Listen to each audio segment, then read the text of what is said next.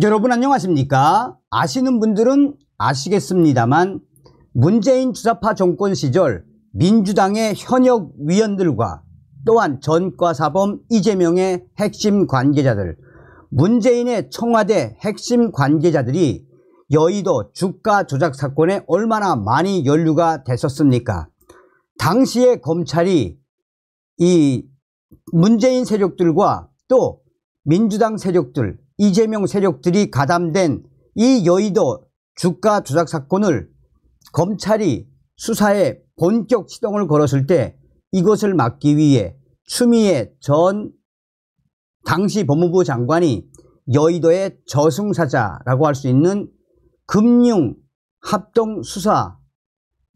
금융합동수사팀을 해체해버리지 않았습니까?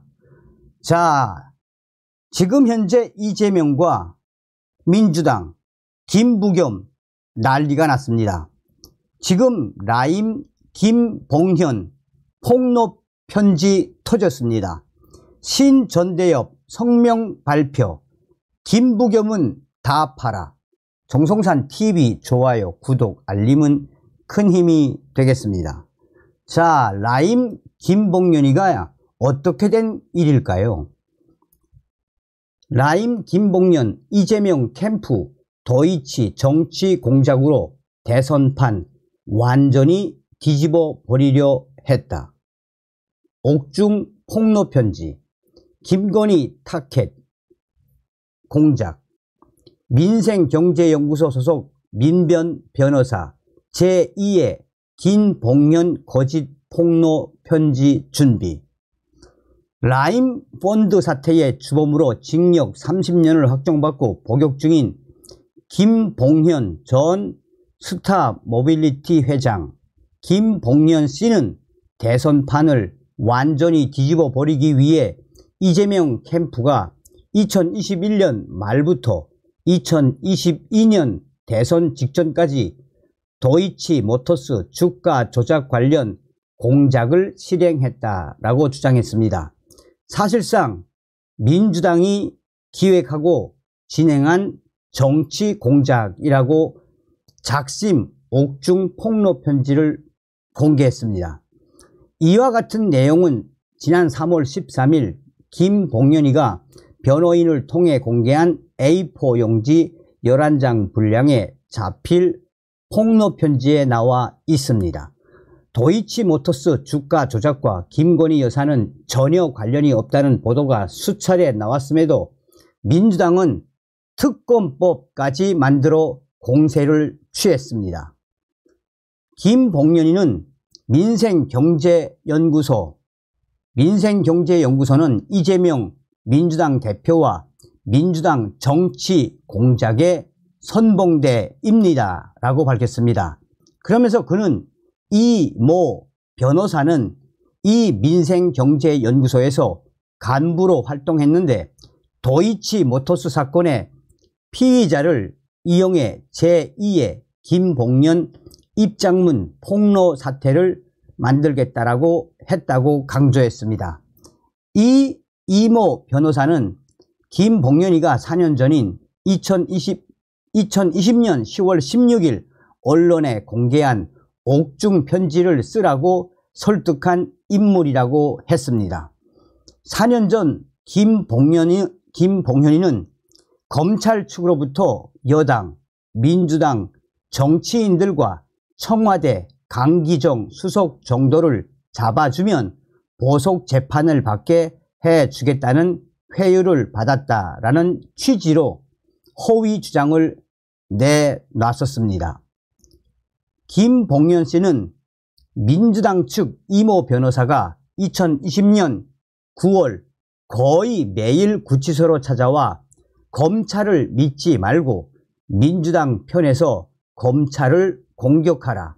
문재인 정부와 민주당이 모든 문제를 한 번에 해결해 주겠다고 설득해 가짜 옥중 편지를 써 넘겼다라고 했습니다. 민주당은 당시 김봉현의 옥중 편지를 계기로 이 사건을 윤석열 검찰이 사건을 조작한 검찰 게이트로 만들었습니다. 김봉연 씨는 이런 사실을 폭로하면서 민주당의 김건희 여사를 향한 도이치모터스 주가 조작 의혹 공세를 민주당의 정치 공작이라고 밝혔습니다.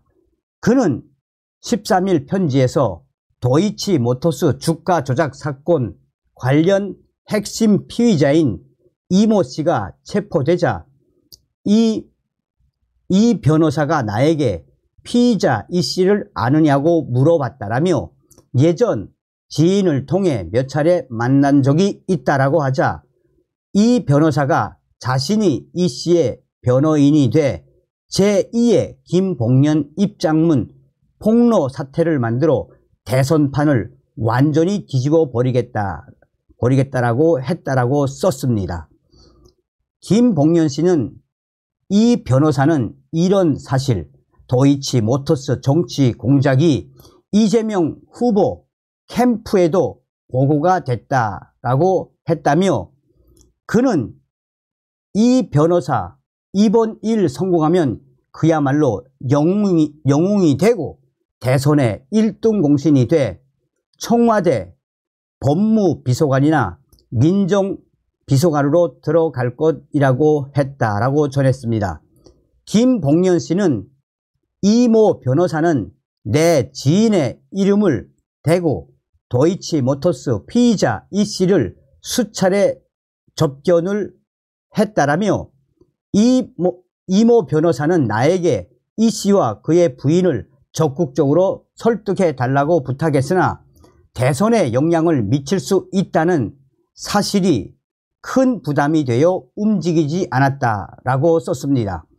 김봉연 씨는 특히 만약 자신이 적극적으로 피의자 이 씨와 그 부인을 설득했다면 대선 결과가 뒤바뀔 수 있었다고 생각한다라고 강조했습니다. 자신이 정치 공작에 가담했다면 이재명 대표가 대통령이 됐을 수도 있다는 이야기입니다. 김봉연 씨는 김건희 여사와 관련한 명품 백 몰카 공작에 대해서는 자신이 직접 목격하고 관여했던 기존 민주당의 정치 공작 행태와 매우 유사하다라며 사건 당사자인 최재형 목사가 기자회견을 할 때 그 옆에 민생경제연구소 소장도 참석했다라며 매 사건마다 등장인물이 겹치는 것을 봤을 때 민주당의 추악한 정치 공작이라고 썼습니다.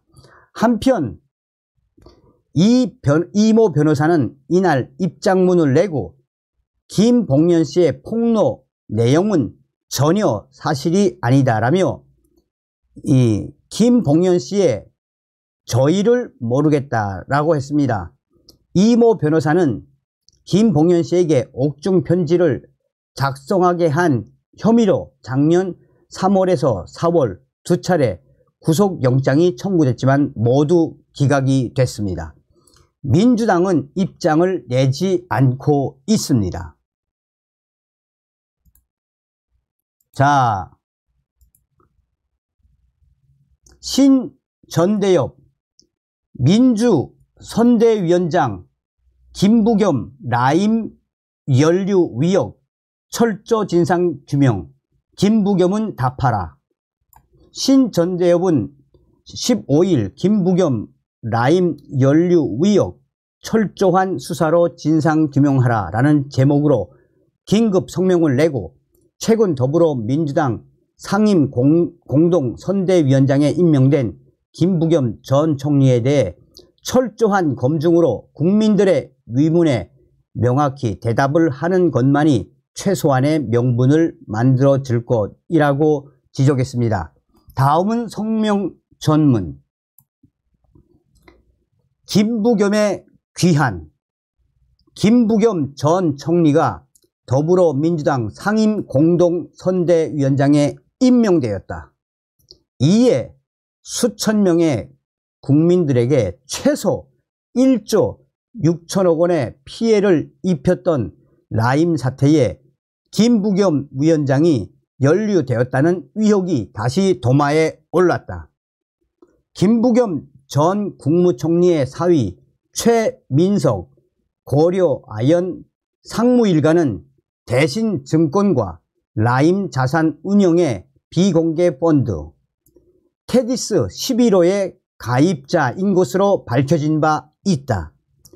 테티스 11호는 이 김부겸 전 국무총리의 사위 최민석 상무 일가 12억 원, 라임 사태의 주범으로 구속 수감된 이종필 전 라임자산운용 부사장 6억 원, 이 전 부사장이 불법 행위에 동원한 에스모 머터리얼즈 349억 원으로 구성되어 있었다.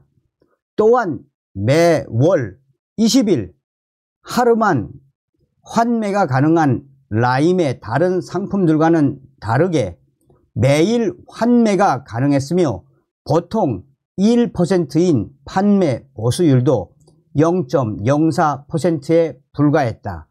라임 사태가 불거지기 시작한 2019년 6월부터는 275억 원이 조기 환매되기도 했다. 이른바 김부겸 일가 맞춤형 상품이자 비공개 특혜 펀드였던 것이다. 불법적 수익을 위한 비밀 펀드가 아니었느냐라는 의혹을 제기할 수밖에 없다. 그러나 김부겸 전 총리는 청문회에서 해당 의혹에 대해 딸 가족의 사정이라 몰랐다라고 일관하며 답변을 거부하였다. 이 김부겸 전 국무총리의 사위 최민석 상무와 고려 아연, 라임의 수상한 관계는 이뿐만이 아니다. 지난해 금융감독원은 라임 사태 재조사 결과를 발표하며 한 상장사가 특혜성 환매를 받았다고 밝혔는데 해당 상장사는 고려 아연인 것으로 알려졌다. 그럼에도 문재인 정권 당시 김부겸 전 총리, 이 최민석 상무 일가, 고려 아연에 대해서는 제대로 된 조사가 이루어지지 않았다. 통계 조작에 이어 주가 조작인가? 김부겸 전 총리는 답하라. 김부겸 총리의 귀환에는 라임 사태의 어두운 그림자 또한 서려 있다. 철저한 검증으로 국민들의 의문에 명확한 대답을 하는 것만이 그에게 최소한의 명분을 만들어 줄 것이다. 어떤 생각이 드십니까? 다음 시간에 뵙겠습니다. 멸공.